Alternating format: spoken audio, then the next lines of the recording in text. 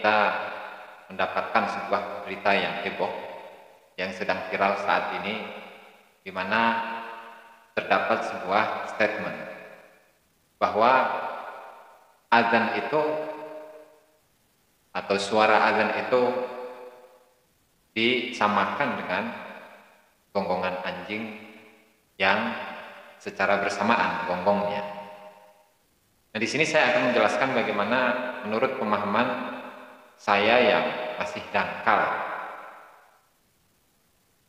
Jadi kalau menurut pandangan fikih itu bagaimana? Ya, kalau kita berbicara tentang fikih, ya dalam fikih itu pasti kita akan mendapatkan pro dan kontra. Tidak hanya sekarang, mulai dari zamannya Rasulullah SAW pun sudah demikian. Ya misalnya ketika kita mempelajari, menelaah tentang pandangan para ulama fikih tentang hukumnya anjing itu sendiri.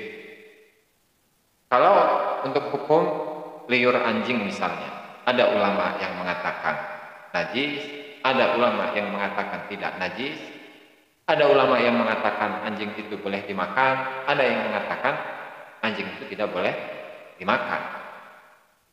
Sehingga ketika kita berbicara tentang fikih, ya kita membahas tentang perbedaan pendapat, perbedaan ulama. Nah, bukan itu yang ingin saya jelaskan. Lantaran ahli fikih itu ada pandangan sendiri, harus dikaji secara mendalam.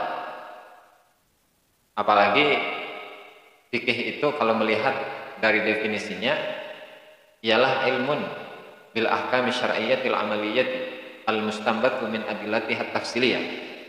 Bukankah begitu? Di mana fikih itu adalah sebuah ilmu yang membahas tentang hukum-hukum amali, hukum-hukum praktis yang diambil, yang diistimbat, yang bersumber kepada dalil-dalil yang detail, kurang lebih demikian. Sehingga hal ini dikembalikan kepada ijtihad dari masing-masing ulama mengenai hal ini.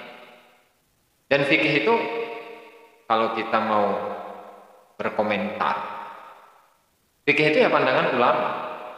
Fikih itu adalah pandangan ulama, pemahaman ulama. Fikih itu adalah ijtihad dari ulama, hasil pemikiran dari ulama. Ya, itu fikih. Cuman sebelum itu kita harus mengetahui terlebih dahulu dalam beragama. Jadi apa sih agama itu? Kan jangan-jangan kita itu salah memahami tentang agama, bahwa agama itu adalah mayutadayyanu bihi, sesuatu yang diikuti atau peraturan-peraturan yang diikuti. Memang demikian oleh para ulama, mereka menyebutkan tentang definisi agama. Nah, hanya saja saya ingin menjelaskan tentang pengertian agama menurut seorang tokoh sufi besar, bahkan dia disebut sebagai seorang Syekhul Akbar, syekh tertinggi, syekh terbesar, yaitu Al-Imam Wahyiddin Ibnu Arabi rahimahullah ta'ala.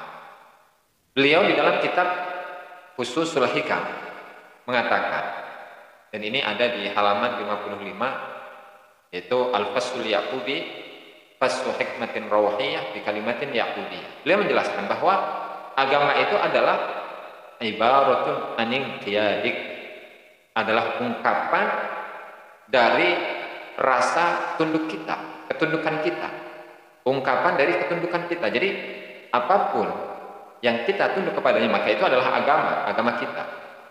Dan agama itu menurut beliau terbagi menjadi dua. Dinun indallah wa inda man arrafahul haq wa man arrafahul haq. Yang pertama yaitu agama di sisi Allah, dan di sisi orang yang diberitahu oleh Allah, dan di sisi orang yang diberitahu oleh orang yang diberitahu oleh Allah. Itu pertama. Kemudian yang kedua itu adalah dinun indal khalq, agama menurut makhluk, menurut manusia. Nah, kemudian bagaimana agama menurut Allah Subhanahu wa taala? Ya kan? Jadi apakah ajaran-ajaran dari agama itu adalah murni dari Allah Subhanahu wa taala atau tidak? Jadi kata beliau bahwa agama, kata Syekh Ibnu Arabi, agama yang menurut Allah atau di sisi Allah Ta'ala, di sisi para Rasulnya, kan, atau di sisi para kekasih-kekasihnya, itu adalah ajaran agama yang melalui proses wahyu kalau untuk para nabi, atau melalui proses ilham itu untuk para wali-walinya Allah.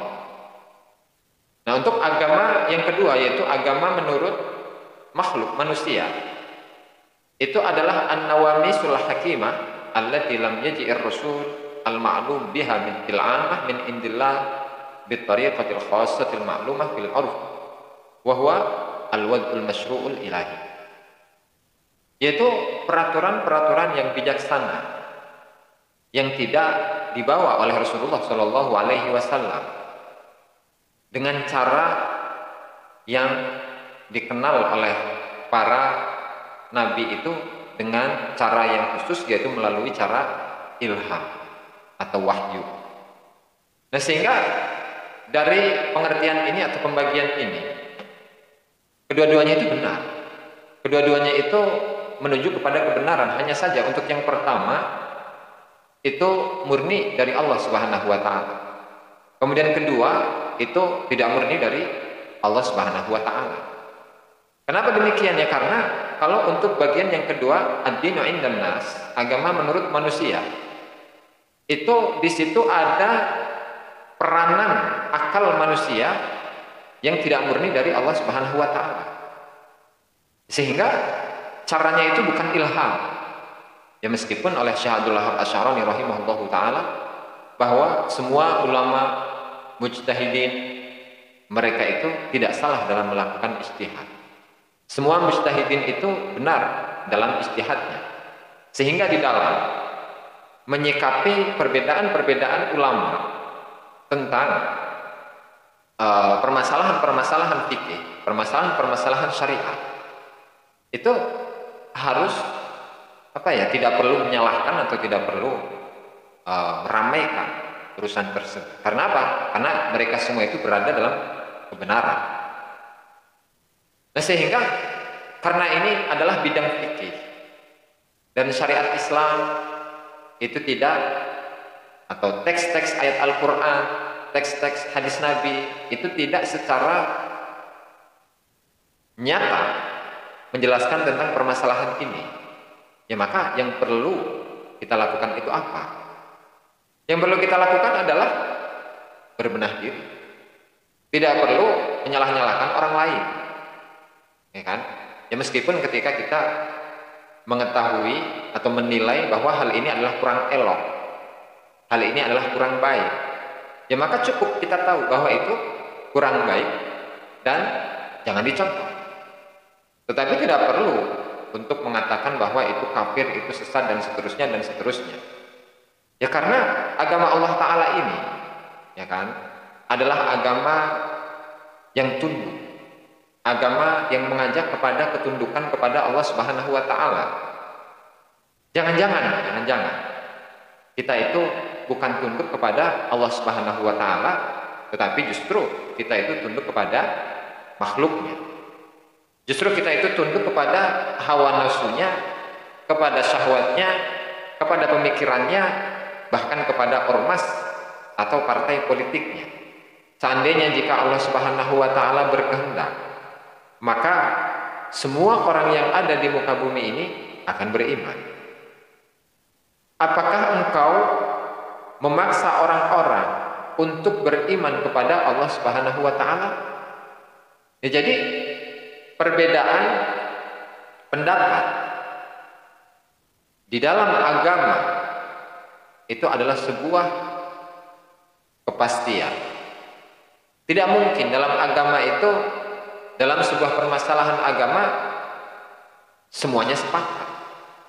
Karena yang menjadi kesepakatan itu sudah diketahui, dan sesuatu yang masih mukhtalaf fihi, sesuatu yang masih menjadi perbedaan pendapat para ulama, itu juga diketahui.